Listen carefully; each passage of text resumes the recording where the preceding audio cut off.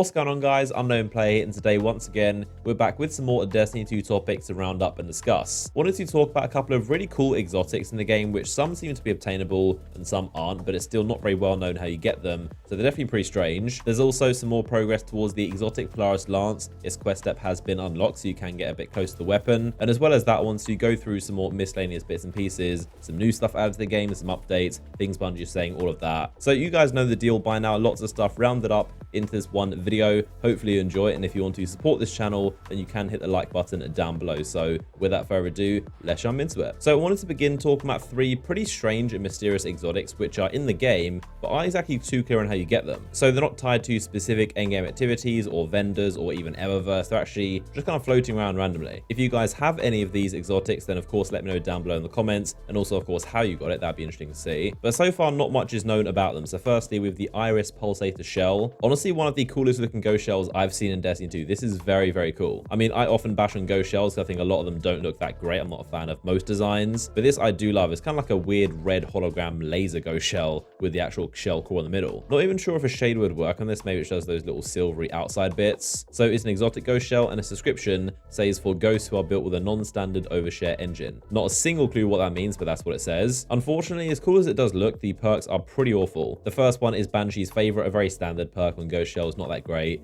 Generate gunsmith telemetry data on any elemental weapon kills at an increased rate. Honestly, gunsmith telemetries might be the most pointless thing in all of Destiny 2. They boost your rep by like 1 pixel. I still don't know why they're in the game. They're so rare and hard to come by, but they give you like the equivalent of 1 gunsmith weapon part. So I still don't know why they haven't done anything about it. But that is pretty much the main perk of this ghost shell. That's the main reason to get it, I guess. The secondary perks are Vanguard Scanner, so additional faction tokens in Strikes, and Crucible Scanner, additional faction tokens in Crucible. And that's it. Those are all the perks. I'm not sure if this is still work in progress. Maybe that's why it isn't dropping for anyone, because it is still being worked on, but those are the perks nonetheless. Every ghost shell has a unique perk, but this one seems like it's missing it. So maybe it is, but who knows? If it drops like this, it'll be very disappointing. Like I said, it looks amazing, and I would love to use this non-stop, but with these perks, there's no chance I'm using this over my 10% XP shells. Like I said, I don't think anyone's got this shell yet, so I'm pretty sure it's unobtainable. But of course, comment down below if any of you have it. And of course, if we do find out how to get it, I will let you guys know inside a video. So next up, we have another very strange exotic, but this one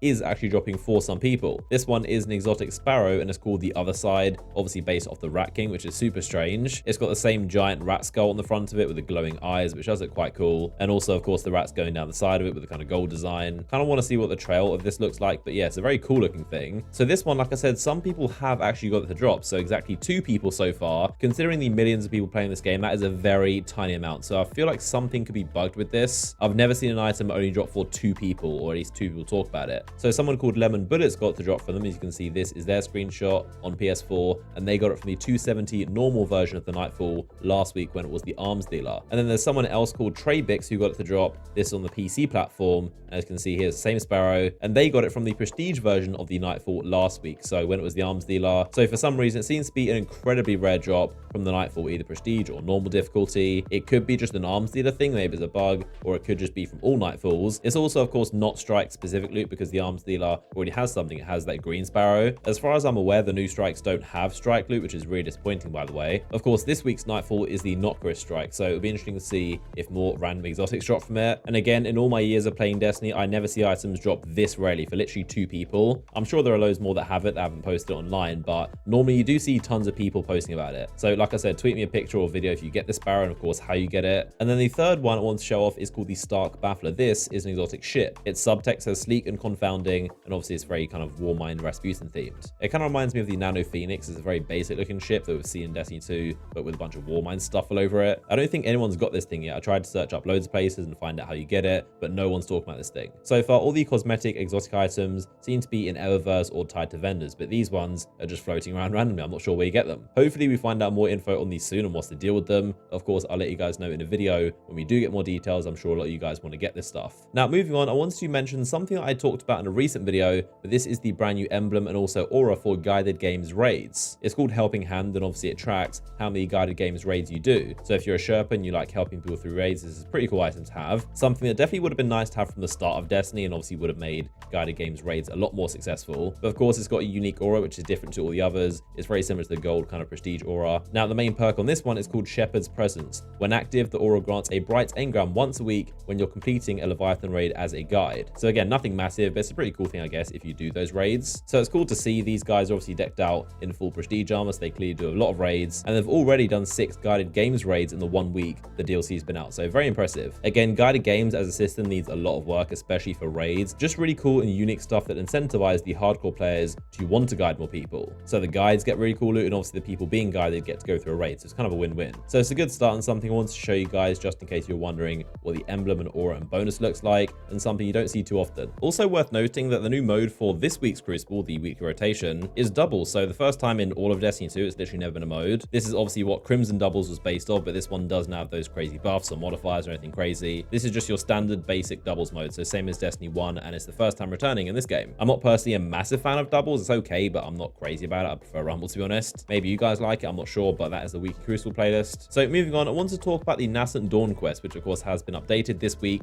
and a new part has been unlocked. So like I said in yesterday's video, you need to activate all 5 of these servers to get the exotic Polaris Lance. I was saying how it's most likely it's going to be time gated per week, and that is actually the case. That is how it works. So we are going to have to wait 5 weeks to get the Polaris Lance, unfortunately. Also this week, Mars is the flashpoint, so that means there's of course more stuff to get from public events. That dude I just killed was the flashpoint specific boss. Of course, in the flashpoints there are new bosses that show up. So it seems Nascent Dawn is going to be a weekly milestone that you can do 1 per week. Like I said, you can see it right here. Talk to Anna Bray in the Braytech Futurescape to receive a special data module, and this is the module that you plug into this server. So if we accept number 2 out of 5, the first step is 25 javelin kills. To speed this up, I can probably just do some escalation protocol right here by myself and just use the javelin. I've got 3 tokens, but 25 javelin kills, not sure if we can get that in 1 session. Maybe we'll see. I want to see if there's a grill somewhere that's lit up. I don't want to kill these thrall yet. Oh, there you go, there's one activated. All right, so what I'm going to do is go over here.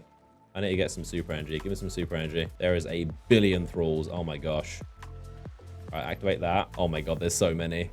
All right, grab this. Hopefully this counts. Lob that. I really hope that counts as all javelin kills. It better do. Gonna keep spam this and some of that and some of this. Oh, there you go. There's it done. So I guess it did. I didn't actually expect that to work as well as it did, but there you go. Do exactly what I just did. It'll probably take a lot longer if you wait for the war sat. So just go to escalation protocol by yourself, grab a Valkyrie, and just kill all the thralls. So there you go. So this is the next step, which I believe is a heroic adventure. Health and shield regen stops when you're moving. I hate that modifier so much. Increased running and crouching speed. Melee recharges faster and deals more damage. Grenades recharge slower. Where's this Scion dude gone? There he is. Oh, no, I saw him. Almost just wiped him off the face of the earth. That would have been a little bit overkill. There he is. Come here. Can you just not do that? That thing you just did. Can you just not do that again, please? I need a sprint because my health is gone. Scions are possibly the worst enemies to use sleep on. They're so squirmy. Just take one of those. At least my nades recharge fast. So, catch that. And that. Yeah, this adventure is definitely no joke. The health regen is pretty annoying. All right, that tether there. Use a sleeper. And there we go, step done. So for the next step, it wants me to access a sleeper node inside the Madam subterrane. It says it's in a natural formation. The Madam subterrane isn't actually on the map, so some people might get confused, but that's actually this lost sector up in this top version of the Glacial Drift. Also for this, you don't actually need to use your stems for it. So if you're trying to do these sleeper nodes for the sleeper quest or for the 40, if you want to do that, this one is actually a freebie. It's going to be already open, so you don't need to use your stems to use a key and kind of waste that on this one. So it's not that one down there. I think it's up in the next room maybe. So it is, yeah, inside this next room, the kind of in between to the boss fight, and some dude's trying to slash my back. And there you go. Diary step 2 out of 5. Prototype engram. I think that's just because I leveled up. I don't think everyone gets that. Might as well kill a boss while we're here. It'll be rude not to. That is a lot of stuff. There you go. Gonna snag this. And then we go back to Anna Bray. Head over to server number 2 out of 5. Socket key, and there you go. We get the machine child, which is basically a lore tab. You can pretty much dismantle it if you want to. There's a bit of lore there, transcripts. So that is server number 2 out of 5 done. Of course, it's gonna be once per week, so the 5th one will be on the 5th of June. And then speak to Anna, and she's gonna give us the Braytech prototype version. This is the legendary version of the Polaris Lance. This we're going to need in the other quest steps. So it requires you to get, I think, headshots and a certain amount of kills of the weapon. But here you go. Sounds Pretty cool. It's got a unique sound to it, obviously exotic. Well, it's based off the exotic version. Reload's decent, same as most scouts. Yeah, this is a high impact weapon, so same as the Does Not Compute or the Jade Rabbit. Not the best archetype at the moment. It has got a few buffs, but it's still nothing fantastic. I wonder if we can put shaders on this version, because it is technically exotic. No, we can't. So this one is high impact. We have small bore, tactical mag, Zen moment, and triple tap. But of course, the exotic version gives you loads of bullets back. I think it's like 2 shots per every 3 headshots you get. And then if you get 4 headshots, it doesn't have to be in a row.